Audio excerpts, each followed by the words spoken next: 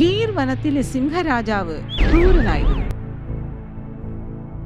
ലീനകുറുക്കത്തിയോ സിംഹത്തിനെ സോപ്പിട്ട് തന്റെ ജീവൻ രക്ഷിച്ചു പോന്നു. എടി കുറുക്കത്തി, ഇന്ന് എന്താണ് ലേറ്റസ്റ്റ് ന്യൂസ്?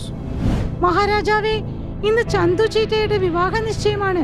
എല്ലാവരും അടുത്ത കാട്ടിലേക്ക് പോയിരിക്കുക. എനിക്ക് തോന്നുന്നു അങ്ങേക്ക് ഇന്ന് ഭക്ഷണം കിട്ടാൻ പ്രയാസമാണെന്നാ. എടി കുറുക്കത്തി, നീ എന്തൊക്കെയായി പറയുന്നത്?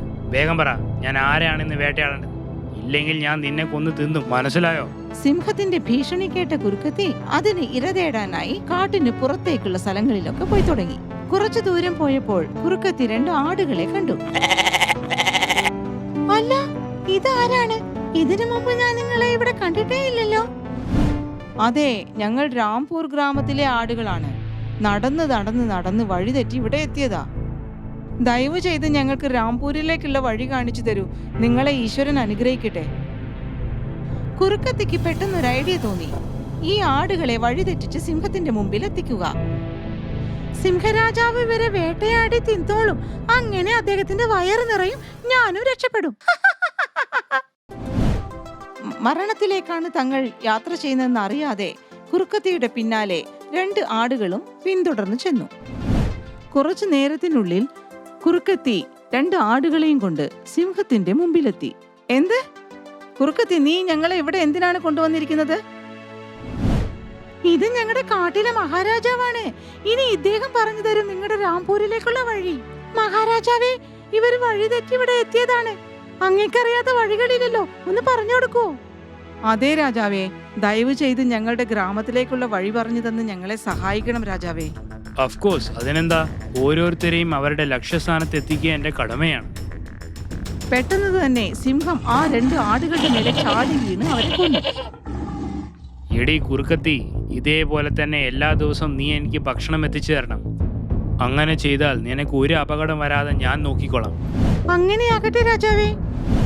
കുറെ ദിവസങ്ങൾ ഇങ്ങനെ തന്നെ കഴിഞ്ഞു. അങ്ങനെ ഒരു ദിവസം ആ കാട്ടിലേക്ക് വേട്ടക്കാരെത്തി. എടാ, ഈ കാട് അടിപൊളിയാണ്.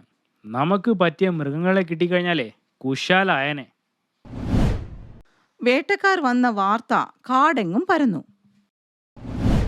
ഈ പ്രശ്നത്തിൽ നിന്നും രക്ഷപ്പെടാനുള്ള മാർഗം തേടി മൃഗങ്ങളൊക്കെ കൂടി ആലോചിച്ചു. കൂട്ടുകാരെ, നമ്മൾ വല്ലാത്തൊരു പ്രതിസന്ധിയിലാണ്. ചെകുത്താനും കടലിനും നടുക്ക്. സിംഹത്തിന്റെ മുമ്പിൽ നിന്ന് രക്ഷപ്പെട്ടാൽ വേട്ടക്കാരുടെ മുമ്പിലെത്തും. വേട്ടക്കാരുടെ മുമ്പിൽ നിന്ന് രക്ഷപ്പെട്ടാൽ സിംഹത്തിന്റെ മുമ്പിലെത്തും. കരടിച്ചേട്ടാ, എൻ്റെ വൈഫ് പ്രഗ്നൻ്റ് ആണ്. എപ്പോൾ വേണമെങ്കിലും ഡെലിവറി നടക്കാം. ഈ സ്ഥിതിയിൽ ഞാൻ ഇവളെ എങ്ങനെ എടുത്തുകൊണ്ട് പുറത്തേക്ക് പോകാനാണ്? നിങ്ങൾ എന്നെ പറയൂ. നീ നിന്റെ ഫാമിലിയെ കൂട്ടിയിട്ട് വേറൊരു കാട്ടിലേക്ക് പോകുന്നതാണ് ബുദ്ധി എന്നാണ് എനിക്ക് തോന്നുന്നത്. കരടി പറഞ്ഞത് ശരിയാ. ഞാനും എൻ്റെ ജീവൻ രക്ഷിക്കാനേ വേറൊരു കാട്ടിലേക്ക് പോവുകയാണ്. എല്ലാവരും പേടിച്ച് ഈ കാട് വിട്ടാൽ പിന്നെ ഞാൻ എങ്ങനെ ജീവിക്കും? പിന്നെ ആ സിംഹത്തിന്റെ ഇര ഞാൻ തന്നെയായിരിക്കും. കുറെ ആലോചിച്ചപ്പോൾ കുറുക്കത്തിക്ക് ഒരു ഐഡിയ കിട്ടി. ആരൊക്കെ ഈ കാട് വിട്ട് പോകാൻ പോകുന്നുണ്ടോ അവരുടെ പേരൊക്കെ ഞാൻ മഹാരാജാവിന് പറഞ്ഞു കൊടുക്കും. അങ്ങനെ കുറുക്കത്തി നടന്ന കാര്യങ്ങളൊക്കെ രാജാവിനെ ബോധിപ്പിച്ചു. അങ്ങനെയോ? ഇന്ന് ജിറാഫ് കാട് വിടുകയാണല്ലേ? എന്നാൽ ശരി, കുറെ ദിവസമായി ഞാൻ ജിറാഫ് കഴിച്ചിട്ട്. ഇന്ന് അതന്നെ ആയിക്കോട്ടെ. അന്ന് പാവം ജിറാഫ് കാട് വിട്ട് പോകുകയായിരുന്നു. അപ്പോൾ ക്രൂരനായ സിംഹം വന്ന് അതിന്റെ വഴിമുടക്കി. എന്താ ജിറാഫേ, എങ്ങോട്ടാ പോകുന്നേ? അത് പിന്നെ ഞാനൊരു പിക്ചർ കാണാൻ പോവാണ്. ഉണ്ണിമുഖത്തിന്റെ മാളികപ്പുറം കാണാൻ പോവാ. അതിലെന്റെ അമ്മാവന്റെ ഒരു റോളുണ്ട്. അത് കാണാൻ പോവാണ് മഹാരാജാവേ. ഞാനെന്താ പൊട്ടനാണെന്നാണോ നീ കരുതിയിരിക്കുന്നത്? എനിക്ക് നല്ലോണം അറിയാം നീ കാട് വിട്ട് പോകുകയാണെന്ന്. പക്ഷെ ഞാൻ നിന്നെ പോകാൻ വിടില്ല. നിന്റെ അന്ത്യം ഇവിടെ തന്നെയാണ്. പറഞ്ഞു കഴിഞ്ഞതും സിംഹം ജിറാഫിന്റെ നേർക്ക് ചാടി അതിനെ കൊന്നു. അടുത്ത ദിവസം മാനും കുടുംബവും ആ കാട് വിട്ട് പോകുകയായിരുന്നു. എടോ ഭാര്യയെ, നീ പെട്ടെന്ന് ഇറങ്ങിയേ, നമുക്ക് ഈ കാട് വിടണം വേഗം. അതെ, ഞങ്ങൾ തയ്യാറാണ്. അച്ഛാ, ആ സിംഹം പോകുന്ന വഴിക്ക് നമ്മളെ കടിച്ചു തിന്നില്ലല്ലോ? ഇല്ല മോളെ, സിംഹം ഉറങ്ങുന്ന സമയമാണിത്. അത് ഉണരുമ്പോഴേക്കും നമ്മൾ ഒരുപാട് ദൂരം യാത്ര ചെയ്തിരിക്കും. ഇതൊക്കെ ഒരു മരത്തിന്റെ പുറകിൽ നിന്നും ഒളിച്ചു കേട്ട കുറുക്കത്തി ഇവരെ ഒറ്റുകൊടുക്കാൻ സിംഹത്തിന്റെ അടുത്തേക്ക് പോയി. മഹാരാജാവേ, ഇന്ന് നിങ്ങൾക്ക് ലോട്ടറി അടിക്കാൻ പോവുകയാണ് കേട്ടോ. ഈ പുകഴ്ത്തലൊക്കെ മതിയാക്ക്. വേഗം പറ, ഇന്ന് ഞാൻ ആരെയാണ് വേട്ടയാടേണ്ടത്? ഇന്ന് ആ മാൻ തന്റെ ഗർഭിണിയായ ഭാര്യയെയും ചെറിയൊരു കുഞ്ഞിനെയും കൂട്ടി കാട് വിടാൻ പോകുകയാണ്. അങ്ങനെയോ? എങ്കിൽ ഞാൻ ആദ്യം ആ ഗർഭിണിയെ വേട്ടയാടും. അതിൻ്റെ ഉള്ളിലുള്ള ഭ്രൂണം കഴിക്കാൻ എന്ത് രസമാണെന്നറിയോ? Okay, let's go. മാൻ തന്റെ കുടുംബവുമൊത്ത് കാട് വിട്ടു പോയിക്കൊണ്ടിരിക്കുകയായിരുന്നു. അതേ സമയത്ത് ഒരു പുറം വേട്ടക്കാർ തയ്യാറായി നിൽക്കുന്നുണ്ടായിരുന്നു. കുറെ നടന്നപ്പോൾ പേടമാനിന് പ്രസവ വേദന തുടങ്ങി.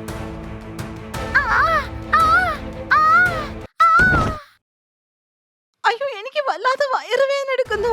എനിക്ക് ഒരു അടി പോലും നടക്കാൻ പറ്റില്ല ചേട്ടാ. ഇവിടെ തന്നെ ഞാൻ പ്രസവിക്കും എന്നാ തോന്നുന്നത്.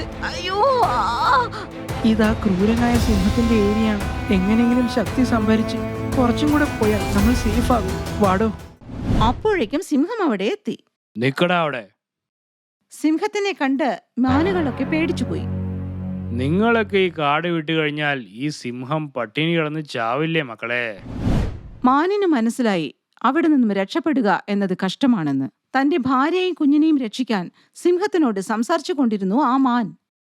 ശരിയായ നേരം വന്നപ്പോൾ അവൻ അവളോട് പറഞ്ഞു, എടി, ഓടിപ്പോ ഇവിടുന്ന്, വേഗം ഓടിപ്പോ. മാനുകൾ തങ്ങളുടെ ജീവൻ രക്ഷിക്കാനായി പല ദിക്കുകളിലേക്കും ചിതറിയോടി. സിംഹം പേടമാൻ പോയ ദിക്ക് നോക്കി ഓടി. ഏതാനും നിമിഷങ്ങൾക്കുള്ളിൽ സിംഹം അവളുടെ വഴി തടഞ്ഞു. ഇന്ന് വരയ്ക്കും ആരും മരണത്തിൽ നിന്ന് രക്ഷപ്പെട്ടിട്ടില്ല സഹോദരി. നോക്കൂ, ഞാൻ ഗർഭിണിയാണ്. ഈ കുഞ്ഞിനെ ഓർത്തെങ്കിലും എന്നെ വെറുതെ വിടണം. നിന്റെ കുഞ്ഞിന് വേണ്ടി ഞാൻ നിന്നെ വെറുതെ വിട്ടുകഴിഞ്ഞാൽ എന്റെ വിശപ്പ് ആരാ പെങ്ങളെ തീർക്കുക? ഒന്ന് മനസ്സിലാക്കുന്നേ. ഈശ്വരാ, ഈ രാക്ഷസ സിംഹത്തിൽ നിന്നും എന്നെ രക്ഷിക്കണേ പ്ലീസ്. നിന്നെ മാത്രമല്ലല്ലോ ഭഗവാൻ രക്ഷിക്കുക എന്റെ മാനെ. ഞാനും എല്ലാ ദിവസവും ഭഗവാനോട് ചോദിക്കുന്നത് തന്നെ ഇതാണ്, ഫ്രഷ് ആയിട്ട് മീറ്റ് തരണേ എല്ലാ ദിവസവും. ഭഗവാൻ ഇന്നും തന്നു. രാജാവേ, എന്നോട് ദയ കാണിക്കണം. എന്റെ വയറ്റിലൊരു കുഞ്ഞുണ്ട്. ആ അതെ, ആ കുഞ്ഞിനെയും ചേർത്ത് കഴിക്കാനാണ് ഞാൻ ഓടി വന്നത്. വേഗം വേഗം റെഡിയാക്കും. സിംഹം പേടമാനെ കൊല്ലാൻ അടുത്തപ്പോൾ എവിടെ നിന്നോ കലമാൻ ഓടി വന്ന് അതിന്റെ കൊമ്പുകൊണ്ട് സിംഹത്തെ ആക്രമിച്ചു. ഇത് സിംഹത്തെ ദേഷ്യം പിടിപ്പിച്ചു. എന്നെ ആക്രമിക്കുന്ന അത്രയ്ക്കും ധൈര്യം വന്നല്ലേ നിനക്ക്? എന്റെ ഭാര്യയെ രക്ഷിക്കാൻ ഞാൻ യമനോട് പോലും യുദ്ധം ചെയ്യും. പിന്നെയാണ് നീ. എടോ, താൻ ഓടി രക്ഷപ്പെട്. ഇവനെ ഞാൻ നോക്കിക്കോളാം. പക്ഷെ നിങ്ങളെ ഇവിടെ വിട്ടിട്ട് ഞാൻ എങ്ങനെ ഓടി രക്ഷപ്പെടാനാണ്? നിന്നോട് ഞാൻ അഭിപ്രായം ചോദിച്ചില്ല. നീ ഓടിക്കോ, ഞാൻ നോക്കിക്കോളാം. പേടമാൻ അവിടെ നിന്ന് ഓടിപ്പോയി. ദേഷ്യം മൂത്ത സിംഹം മാനിന്റെ നേർക്ക് ചാടി അതിനെ കൊന്നു. അപ്പോൾ അവിടെ കുറുക്കത്തി വന്നു. സിംഹരാജാവേ, ഞാൻ അങ്ങയുടെ പ്രിയപ്പെട്ട ദാസിയല്ലേ? വെറുതെ വാചകടിക്കാതെ വന്ന കാര്യം എന്താന്ന് പറ. രാജാവേ, അങ്ങ് ഈ മാനിനെ മുഴുവൻ തിന്നോളൂ. പക്ഷെ കുറച്ച് എനിക്ക് വേണ്ടി ബാക്കി വെക്കണം. ഞാൻ കുറെ നാളായി മാനിറച്ചി തിന്നിട്ട് എനിക്ക് കൊതിയൂറുന്നു. നീ ഒരു കാര്യം ചെയ്, നീ ഈ മാനെ കംപ്ലീറ്റ് ആയിട്ട് തിന്നോ. എനിക്ക് ആ ഗർഭിണി മതിയെന്ന്. ഇതും പറഞ്ഞുകൊണ്ട് സിംഹം ആ പേടമാനിനെ പിന്തുടർന്നു ഓടി. വേട്ടക്കാർ മരത്തിന്റെ പുറകിൽ ഒളിച്ചിരിക്കുകയായിരുന്നു. ഓടി തളർന്ന ഗർഭിണി മാൻ അവിടെ എത്തി നിന്നു.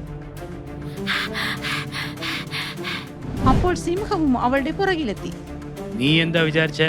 നീ രക്ഷപ്പെട്ടു? നിന്റെ ഭർത്താവ് തന്നെ രക്ഷപ്പെട്ടില്ല, പിന്നെ അല്ലേ നീ? എന്താ പറഞ്ഞേ? നീ എന്റെ ഭർത്താവിനെ കൊന്നുകളഞ്ഞോ? ഞാൻ എന്റെ കുറുക്കത്തിയോട് അവനെ നല്ലോണം തിന്നാൻ പറഞ്ഞിട്ടുണ്ട്. നീ ഞങ്ങളുടെ രാജാവല്ല, രാജാവിന്റെ രൂപത്തിലിരിക്കുന്ന ശൈത്താനാണ്. നിന്നെ ഞങ്ങളുടെ ദൈവം വെറുതെ വിടില്ല. ഇത് ഈ ഗർഭിണിയുടെ വാക്കാണ്. നിനക്ക് ദൈവത്തിനോട് ഭയങ്കര വിശ്വാസമല്ലേ? വിളിക്കും നിന്റെ ദൈവത്തെ. നിന്നെ രക്ഷപ്പെടുത്തുന്നുണ്ടോ നോക്കട്ടെ. എന്റെ ഭഗവാനെ, ഈ ദുരിതത്തിൽ നിന്ന് രക്ഷിക്കണം. എന്നെ രക്ഷിക്കണം എന്റെ ഭഗവാനെ.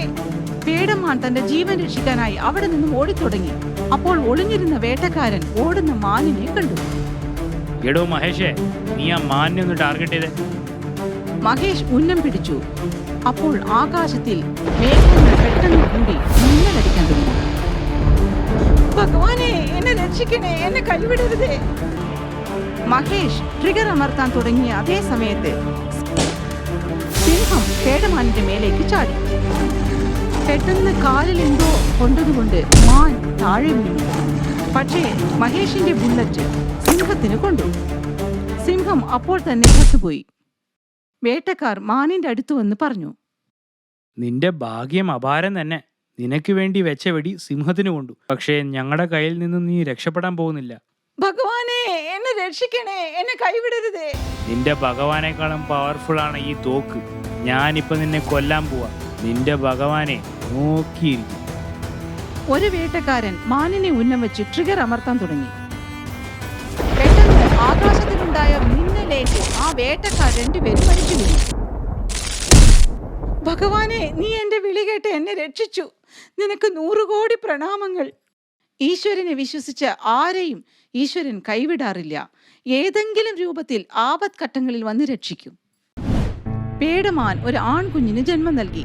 അവളും കുഞ്ഞുങ്ങളും ആ പുതിയ കാട്ടിൽ സുഖമായി ജീവിച്ചു. ഞങ്ങളുടെ വീഡിയോസ് എല്ലാം നിങ്ങൾക്ക് ഇഷ്ടപ്പെട്ടെങ്കിലേ ഈ ചാനലിന് സബ്സ്ക്രൈബ് ചെയ്യാൻ മറക്കരുത് കേട്ടോ. വേറൊരു കാര്യം, വീഡിയോ ലൈക്കും ഷെയറും ചെയ്യണം.